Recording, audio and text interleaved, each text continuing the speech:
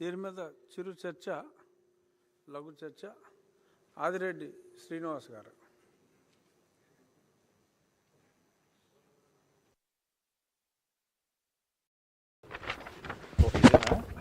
ఎక్కడి దాకా వెళ్తుందయ్యా నాకు?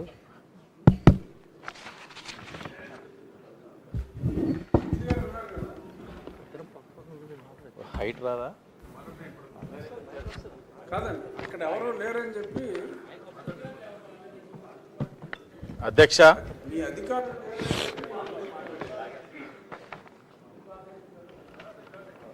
ప్రభుత్వం ప్రవేశపెట్టిన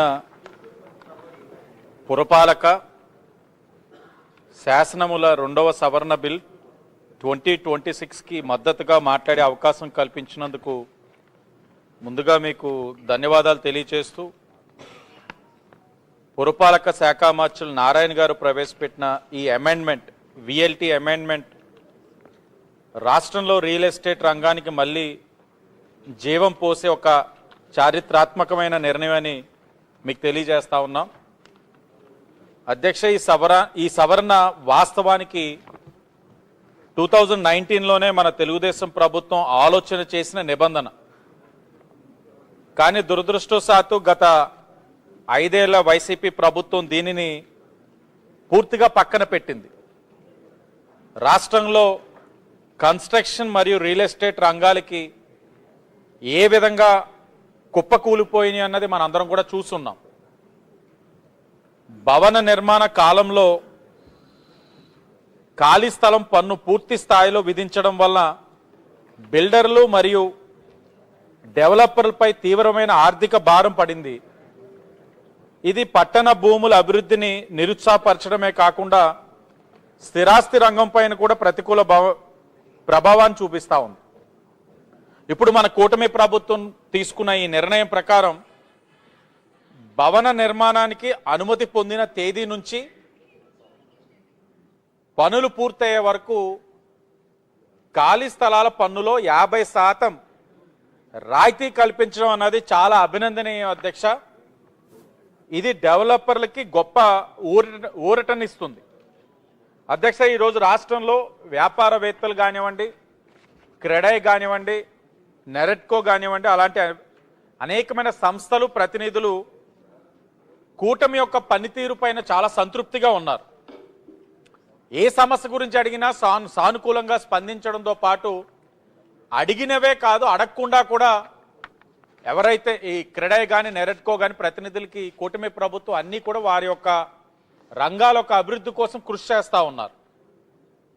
నిర్మాణ రంగంలో ఉన్న హ్యాజిల్ ఫ్రీ వాతావరణం కోసం మన ప్రభుత్వం తీసుకొచ్చిన సింగిల్ విండో విధానం వల్ల అప్రూవల్స్ అన్నీ ఒకే చోట దొరుకుతున్నాయి.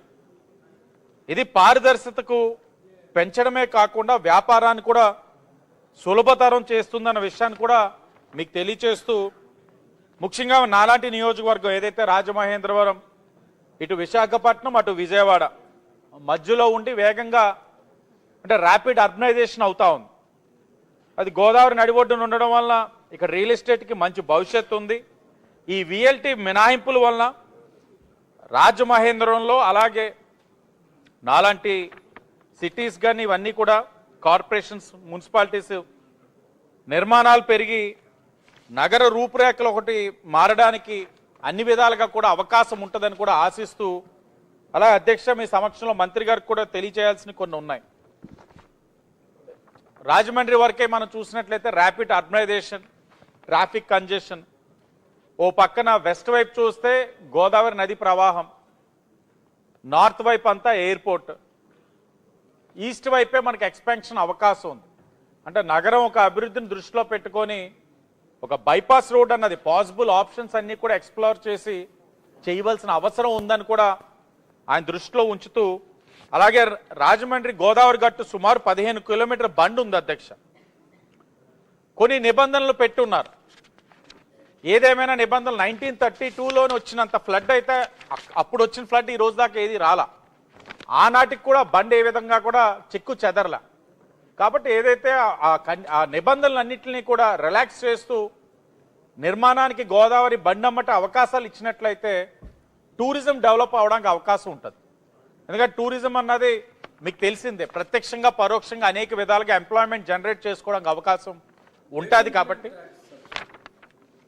ఆ విఎల్టీ ద్వారా జరిగే దాంట్లో మాది కూడా ఒకసారి ఆయన దృష్టిలో ఉంచుతున్నాం అధ్యక్ష. పుష్కరాలు ఉన్నాయి, టీడీఆర్ బాండ్ల ద్వారా ఎక్స్పాన్షన్స్ జరుగుతూ ఉన్నాయి, మెటీరియల్ కాంపోనెంట్ అనే ఆస్పెక్ట్ ఉంటుంది, అది కూడా ఆయన దృష్టిలో పెట్టుకోవాలని. ఏదేమైనా ఈ బిల్లు వలన రాష్ట్రంలో అన్ని పట్టణ స్థానిక సంస్థలు